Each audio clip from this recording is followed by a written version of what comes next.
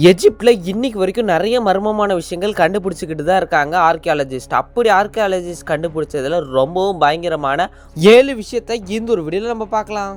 இந்த ஒரு வீடியோவில் நம்ம முதல்ல பார்க்க போகிறது மம்மிஃபைட் crocodiles. 2019 பார்த்தீங்கன்னா ஸ்பெயின்லேருந்து வந்த ஆர்கியாலஜிஸ்ட் ஒரு ஆச்சரியமான விஷயத்தை கண்டுபிடிக்கிறாங்க. அதுதான் crocodiles-ஓட மம்மிஸ். வழக்கமாகவே பார்த்தீங்கன்னா அந்த ஒரு எஜிப்டுக்கிட்டையும் கிசா பிரமிடுக்கிட்டையும் மனுஷங்களோட மம்மிஸ் தான் கிடைக்கும். ஆனால் அந்த ஸ்பெயின்காரங்க கண்டுபிடிச்சதுல ரொம்பவும் ஆச்சரியமான விஷயம் எந்த ஒரு crocodile மம்மிஸ். அதுவும் அந்த crocodiles-ஐ கட்டி போட்டு அந்த கயிறு அச்சியெல்லாம் அது மேலே இருந்திருக்கு. ஏன் crocodiles அந்த இடத்துல கிட்டத்தட்ட ஒரே இடத்துல 5-6 கிட்ட இருந்திருக்கு? ஏன்னா அந்த பிரமிடில் சோபேக் அப்படின்ற ஒரு கடவுள் இருக்காங்க. அதாவது பாதி மனுஷனும் பாதி முதலையும் உள்ள ஒரு கடவுளை வழிபட்டிருக்காங்க அங்கே உள்ள எஜிப்சியன் மக்கள். அதாவது எஜிப்சியன் வாழ்ந்த மக்கள் காலகட்டத்தில் இந்த ஒரு முதலைகள் நிறைய ஒரு பெரிய வெள்ளத்தில் அடிச்சுட்டு வந்திருக்கு.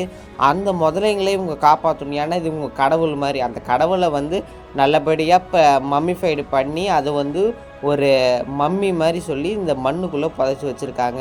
அதுதான் இவ்வளோ நாள் கழித்து 2019 ஸ்பெயின் ஆர்கியாலஜிஸ்ட்டுங்க கண்டுபிடிச்சிருக்காங்க. இந்த வீடியோவில் நம்ம ரெண்டாவது பார்க்க போகிறது பிக்கெஸ்ட் டிஸ்கவரி. 2020 ஒரு பெரிய சம்பவம் நடக்குது. அதாவது எஜிப்சியனோட டூரிசம் மற்றும் இந்த டிஸ்கவரியை பார்த்துக்கிற ஒரு பெரிய குரூப்பு அவங்களுக்கு கிடைச்சது ஒரு பெரிய பாக்ஸ். அந்த பாக்ஸில் கிட்டத்தட்ட 59 உட்டன் காஃபின்ஸ் இருக்குது. கிட்டத்தட்ட 59 கல்லறை பெட்டிகள் உட்டனால் செஞ்சுருக்கு, மரக்கட்டையால் செஞ்சுருக்கு. இது எங்கே கண்டுபிடிக்கிறாங்க பார்த்தீங்கன்னா ஜகுரா அப்படின்ற ஒரு பிளேஸில் தாங்க இந்த 59 இந்த பாக்ஸையும் கண்டுபிடிக்கிறாங்க. இந்த பாக்ஸ் ஓப்பன் பண்ணி பார்க்குறப்ப பயங்கரமான ஷாக். அப்போ ஆர்கியாலஜிஸ்ட் சொல்கிறாங்க இந்த மாதிரி ஒரு மம்மி அதாவது பர்ஃபெக்டாக மம்மிஃபைட் பண்ணியிருக்காங்க. ஏன்ஷியன்ட் ஹிஸ்ட்ரி வரலாறுலே முதல் முறையாக இத்தனை மம்மிஸையும் ஒரே இடத்துல கண்டுபிடிக்கிறது இவங்க தான் ஃபஸ்ட்டாக. இது எல்லாமே கிட்டத்தட்ட 2600 வருஷத்துக்கு முன்னாடியே மம்மிஃபைட் பண்ணியிருக்காங்க அப்படின்றத ரிசர்ச் மூலமாக கண்டுபிடிச்சிருக்காங்க. அது மட்டும் இல்லாமல் இந்த ஒவ்வொரு பாக்ஸ்லேயும் கடவுளோட ஏதோ ஒரு ஸ்லோகன் மாதிரி ஒன்று எழுதியிருக்கு. அந்த எல்லாமே அந்த காலத்தில் உள்ள ஒரு கடவுளை குறிக்குது அப்படின்றதையும் அந்த ரிசர்ச்சர்ஸ் கண்டுபிடிச்சி சொல்லியிருக்காங்க. இந்த ஒரு வீடியோவில் நம்ம மூணாவதாக பார்க்க போகிறது குஃபூஸ் ரூம்.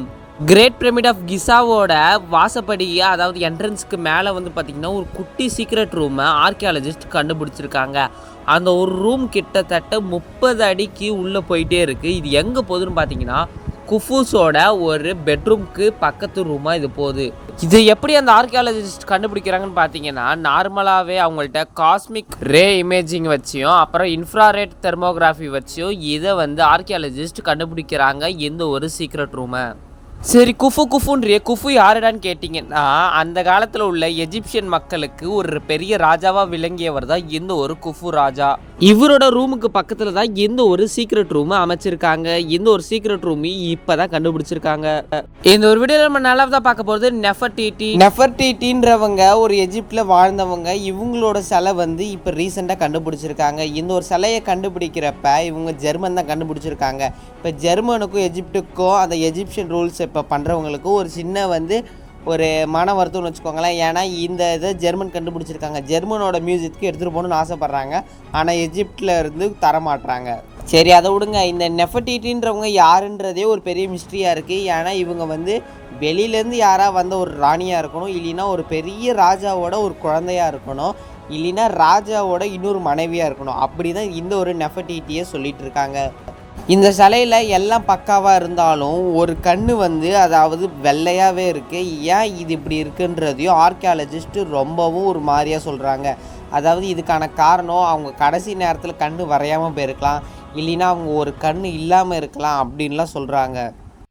இந்த ஒரு வீடியோவில் நம்ம அடுத்ததாக பார்க்க போகிறது mysterious chamber found in Egypt. இவ்வளோ பெரிய எஜிப்டில் அந்த பிரமிடில் ஒரு சின்ன ஒரு சேம்பரை கண்டுபிடிச்சிருக்காங்க இந்த ஒரு ஆர்கியாலஜிஸ்ட். இது ஒரு சின்ன பங்கு இருக்குது. அதாவது 1830 இந்த ஒரு ஆர்கியாலஜிஸ்ட் இதை ரிசர்ச் பண்ண ஆரம்பிச்சிட்டாங்க. ஆனால் இதை ரீசெண்ட் மந்தான் தெரில, அப்போ தான் இந்த ஒரு சேம்பரை கண்டுபிடிச்சிருக்காங்க. எவ்வளவோ மாடர்ன் டெக்னாலஜியை வச்சு இதை ஸ்கேன் பண்ணி பார்க்குறப்ப இந்த ஒரு சேம்பர் அவங்க கண்ணுக்கு தெரியுது. இந்த ஒரு சேம்பரும் கிட்டத்தட்ட 30 அடி ஃபீட்டில் உள்ளே போயிட்டே இருக்குது. பார்த்தீங்களா, இதுதான் ஸ்கேனர் வச்சு பார்க்குறது. 2013 ஃப்ரான்ஸு, ஜப்பான் அண்ட் எஜிப்டோட ஒரு பெரிய ஒரு ஆர்கியாலஜிஸ்ட் கூட்டம் இந்த ஒரு சேம்பரை எதுக்கெல்லாம் யூஸ் பண்ணுறாங்கன்னு பார்த்தீங்கன்னா இது வந்து ஒரு பெரிய ஒரு மிஸ்ட்ரியாகவே இருக்குது. ஏன்னா இதே சில பேர் அந்த பிரமிடோட சப்போர்ட்டுக்கு கீழே ஒரு பேஸ்மெண்ட்டாக போட்டிருக்கலாம் அப்படின்றாங்க. சில பேர் இதை வந்து அந்த ஒரு காலத்துக்காக ஏதாவது ஒளிச்சு வைக்கிறதுக்கு, ஏதாவது பொக்கிஷத்தெல்லாம் ஒளிச்சு வைக்கிறதுக்கான ஒரு குட்டி சேம்பராக இருக்கலாம்னு சொல்கிறாங்க.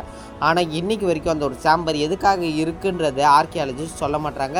அப்புறம் இந்த ஒரு வழிக்கு போகிறதுக்கு தடையும் போட்டுட்டாங்க அந்த ஒரு எக்ஸ்ப்ளோரேஷன் கூட்டம்னா அப்போ நீங்கள் எஜிப்டுக்கு போனீங்கன்னா இந்த ஒரு இடத்த நீங்கள் வந்து ஒரு ஃபோட்டோஸில் மட்டும்தான் பார்க்க முடியும். அந்த இடத்துக்கு உங்களை போக விட மாட்டாங்க. இந்த வீடியோவில் நம்ம அடுத்ததாக பார்க்க போகிறது பிளாக் மம்மிஃபைடு. இது வரைக்கும் இந்த மம்மிஸ்லாம் கிடச்சது ஒரு உட்டன் பாக்ஸில் தான். ஆனால் இந்த ஒரு மம்மி வந்து கிட்டத்தட்ட பிளாக் கலரில் பெயிண்ட் பண்ணி வச்சிருந்த மாதிரி ஒரு உட்டன் பாக்ஸில் கிடைக்கிது. இதை நிறைய ஆர்கியாலஜிஸ்ட்டு பார்த்து பயந்துட்டாங்க, ஏன் இந்த ஒன்று மம்மி மட்டும் பிளாக் கலரில் இருக்குன்னு. இந்த பிளாக் கலரில் வர்றதுக்கு அவங்க ஒரு அனிமல்ஸோட ஃபேட்டையும் ட்ரீலேருந்து வர ஒரு ரெசின் ஒரு ஜெல்லையும் அதுக்கப்புறம் க்ரூட் ஆயில் அப்படின்றதை வச்சு தான் இந்த ஒரு ப்ராசஸை செஞ்சுருக்காங்க. அதாவது கிட்டத்தட்ட பிளாக் கலர் பெயிண்ட் மாதிரின்னு வச்சுக்கோங்களேன். இதை எதுக்கு அந்த மம்மி மேலே ஊற்றிருக்காங்கன்னா, இந்த ஒரு பெயிண்ட் பாருங்களேன் அப்படியே தானாக அப்படியே வெளியில் வருது. இந்த ஒரு பெயிண்ட் மட்டும் அப்படியே தானாக வெளியில் வரதுக்கு எப்படி துடிக்குது. இந்த மம்மிஸ்லாம் இந்த ஒரு பெயிண்ட் அடித்து ப்ரிசர்வ் பண்ணி, அதாவது மறு ஜென்மம் எடுக்கிறதுக்காக, ரீபர்த் அண்ட் ரீஜெனரேஷன் மூலத்துக்காக இந்த ஒரு பெயிண்ட்டை வந்து அந்த பிளாக் பெயிண்ட்டை வந்து அந்த மம்மிஸ் மேலே அடிச்சிருக்காங்க. ஏன்னா மறுபடியும் அவங்க திரும்பி பிறக்கலாம், அவங்க ஒரு காடாக மாறலாம் அப்படின்றதுக்காக இந்த ஒரு பிளாக் பெயிண்ட்டை வந்து அந்த மம்மிஸ் மேலே அடிச்சிருக்காங்க. இந்த ஒரு ரிசர்ச்சை கண்டுபிடிச்ச பேருக்கு அந்த ஒரு மம்மியை பத்திரமா மூடியும் வச்சுட்டாங்களா. ஏன்னா அந்த ஒரு பிளாக் பெயிண்ட்டு தானாக இப்படி எகிரி குதிக்கிறத நீங்கள் அந்த ஒரு ஃபோட்டோவில் பார்த்துருப்பீங்க. அதே மாதிரி இந்த மம்மியும் திடீர்னு ஏஞ்சிடுச்சுன்னா என்ன ஆகும், அதுக்காக பயந்துட்டு மறுபடியும் இதை மூடி வச்சுருக்காங்க. இதை எங்கே கண்டுபிடிக்கிறாங்கன்னு பார்த்தீங்கன்னா, சூடான் அப்படின்ற ஒரு இடத்துல தாங்க இந்த ஒரு பிளாக் கலர் மம்மி கண்டுபிடிக்கிறாங்க.